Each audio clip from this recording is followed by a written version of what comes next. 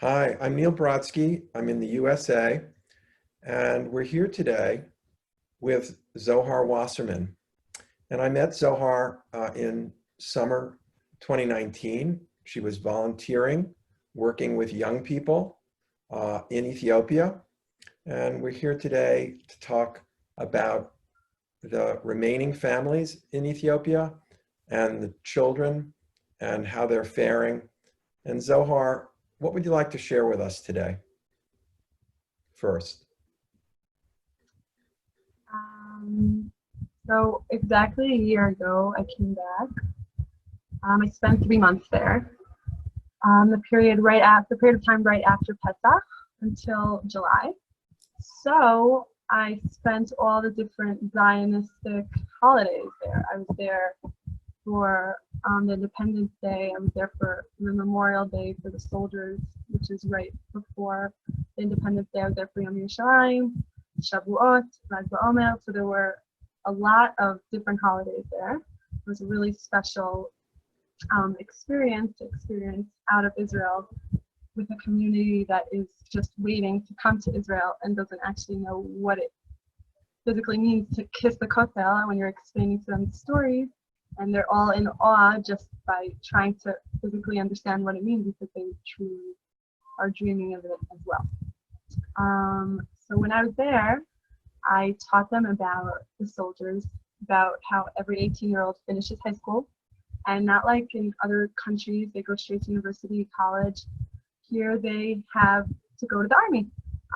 And along with that, everybody knows what it is to go to the army.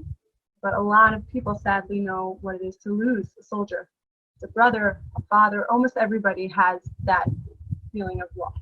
So we taught them about it, and the children and the teenagers really, really felt what I was talking about. I explained to them that there's a siren, everybody stands. I printed out pictures to show them what it is at Hal Herzl. Everybody goes to a grave, stands there for a whole minute, the entire country shuts down.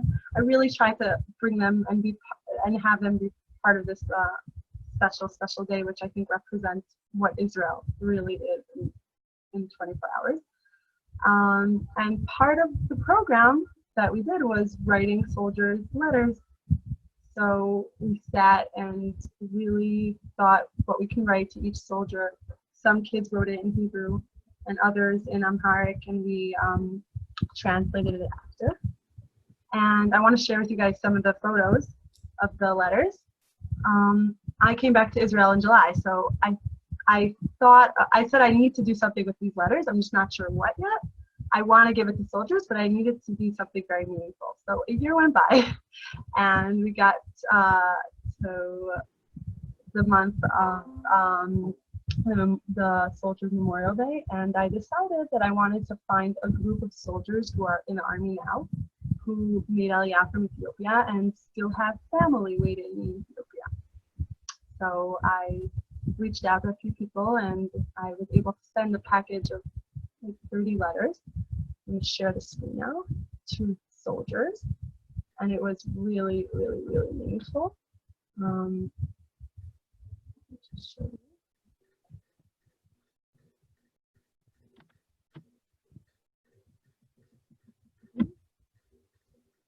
This is a soldier.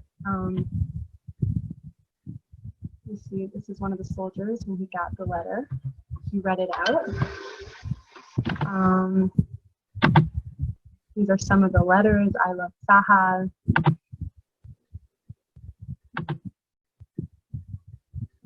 They really wrote beautiful things. There's another soldier getting the letters. And they basically gave it out to their friends who aren't Ethiopian as well, and explained where the letters came from and the meaning behind this special letter that each soldier got. So there are thousands of letters, children thanking the soldiers for what they do for the country, and without them there wouldn't be a country, and some of the kids saying that they dream to get a letter as well when they're older, when they're serving in the country in Israel that they're dreaming to come to. It was very, very emotional. And this got to the news. The news made an article about it, which is beautiful as well. Yeah, and that was that. So that's one of the cute little things that we did since we got back. But in addition, how do I stop the share? Okay. In addition, ever since I got back, I'm trying to think of different ways how to share the story of the community who's waiting for so many years to come to Israel, a community that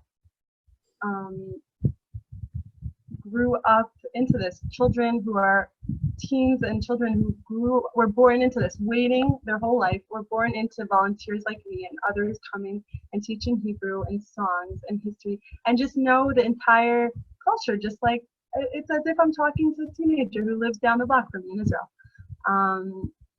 So when I got back, I've been back for a year, and all I've been trying to do is just tell the story to the world, because not enough people know about it. I as well did not know about this story. It's a horrific story. So one of the things we've been doing the past few months is a campaign, a digital campaign. We find a person to tell his personal story every week and share it on Facebook. And we send it out. We have a group of a lot of people who send it out and post it on Facebook, and hoping to just keep on moving the post forward and get to TV and to the different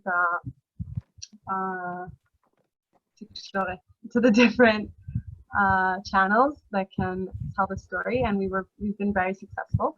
A lot of times this post goes far, and we're able to get them on TV.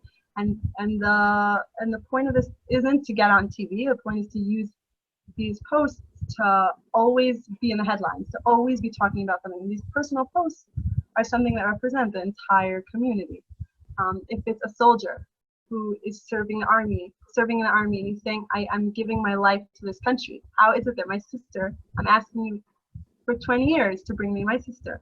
Or how is it that a mother has to cry and decide if she should come to Israel and leave one child behind, or come? So they're just horrific stories that happen to every family and represent the entire community that the world doesn't know about enough, and doesn't understand the pain that these Jews are going through. And if people understood on a personal level, on these personal stories, maybe a little more, maybe they'd be coming and joining the fight, because this is not a normal situation. So I just want to show you a few screenshots of the post, the previous post. I'm gonna share the screen again. No. Where is it?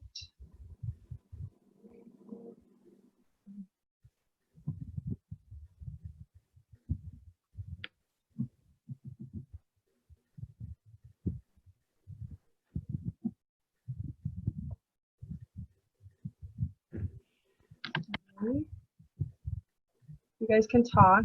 Neal, you can ask questions while I'm...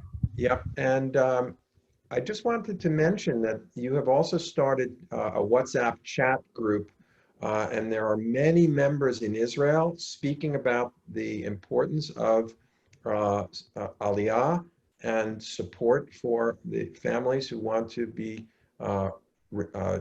together in Israel.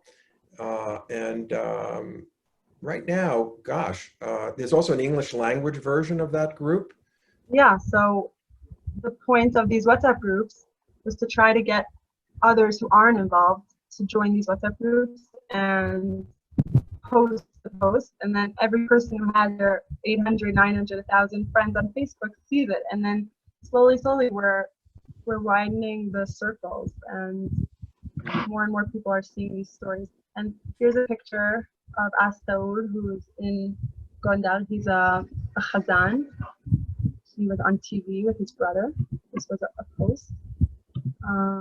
Here, just see how much one post that's shared by so many people, how much of an impact it can make. So these are our stories. Our point is to use Facebook, such an easy click to have the world hear. This is a video. This was also on, yeah, this is the article about the soldiers getting their letters. And I just think that a lot of people think a small action doesn't it doesn't have a lot of an impact, but I really think that every single person who wants to be involved and thinks they can't do anything and can't now, I don't know, pick up Ethiopia and bring them here, but the smallest things can make an impact, and I'm calling all you viewers to join. In all seriousness, so much to do, and the smallest things can make a really big impact in this fight. It shouldn't be a fight. It should be obvious that every brother is fighting for his brother, and we're waiting. Today there was an Aliyah. 7 families came to Israel, and I spoke to a brother who is telling me how happy he is that his sister is coming after 10 years, but how heartbroken he is that his other sister was left behind. So the story doesn't end until they just bring everybody and give people answers, and not just keep everyone waiting in the air without any apparent reason, or at least a reason that they can understand. Thank you. I don't know if you have any questions. Thank you so much, Zohar. I really, really appreciate this, and hopefully you will be back on another Zoom video podcast